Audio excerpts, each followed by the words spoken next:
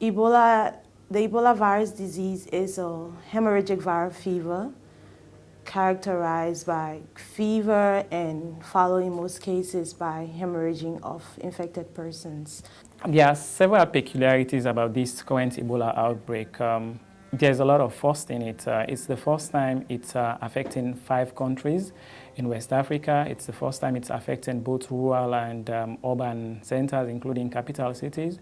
It is the first time it has taken this long to be contained. And it is also the first time that such large amount of people, almost 8,000 in total that have been infected, and over something like 4,000 that have died as a result of the disease.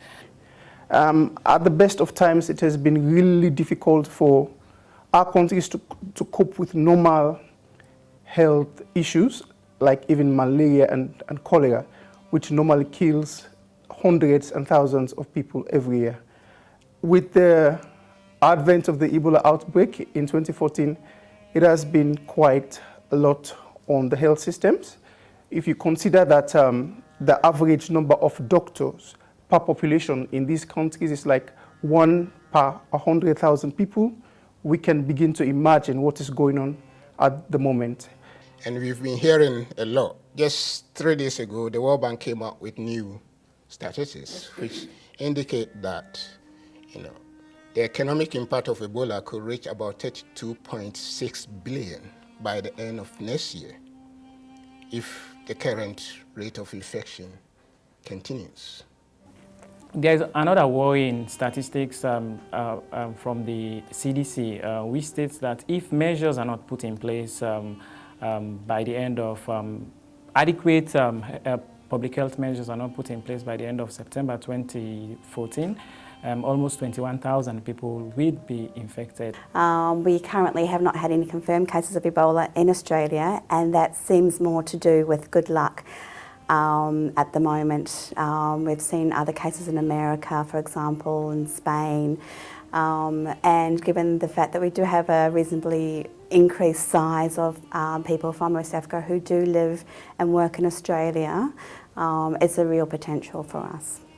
There are people being infected every day at very high rates, but there are no hospital beds to keep them in, and so most of the patients are being managed at home. You may have fever, weakness, headache, loss of appetite, diarrhea, vomiting, and in many patients there can be a rash and then bleeding from body orifices.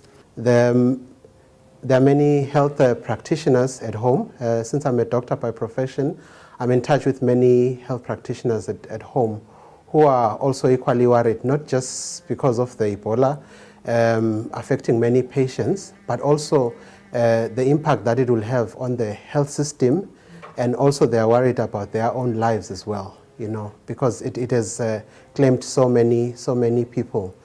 Ebola has been in my country since March 2014. I lost 8 friends in 1 month. My best friend lost her mother and her brother, and she did not even get to see them to say goodbye.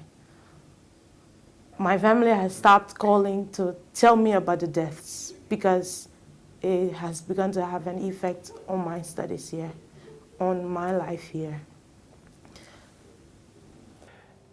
Even though we're far away from home, it takes a lot to focus on what you're doing, because every time you are on the phone or on the internet, you keep seeing news and messages of things that are going back home, and it's really discouraging and scary, and it's hard.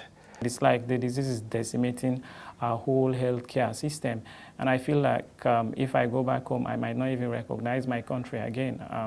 I might have lost close people that are very dear to me. The Ebola outbreak in West Africa is a global catastrophe.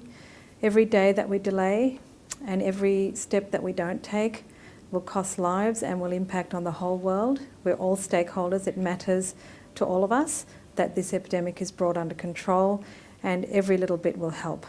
For example, at the moment it's estimated that only 10 or 20% of people with Ebola are being treated in treatment centres in West Africa, in countries like Sierra Leone, Liberia and Guinea. But we need to have at least 70% of people in those treatment centres to have any hope of containing the epidemic. This means that we need to build hospitals, we need to have health workforce, we need to have logistics, capacity, and that needs funding and resources and people. I would like to urge all governments, African governments, international communities.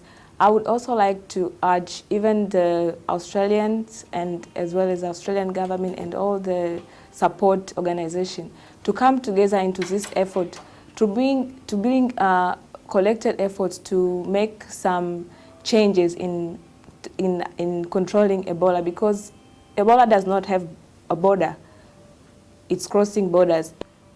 We are students and staff of the School of Public Health and Community Medicine of the University of New South Wales have come together to raise awareness about what is happening and let people know that this is not only a West African thing, it's a world thing, and we all have to do something. We all have to know what is happening and help with the Ebola effort back home. I cannot sit down and fold my arms when I see my colleagues from the other countries that are closely affected by Ebola suffering. I take it upon myself as a human being that let me stand up and do an effort to make sure that this disaster does not go any further.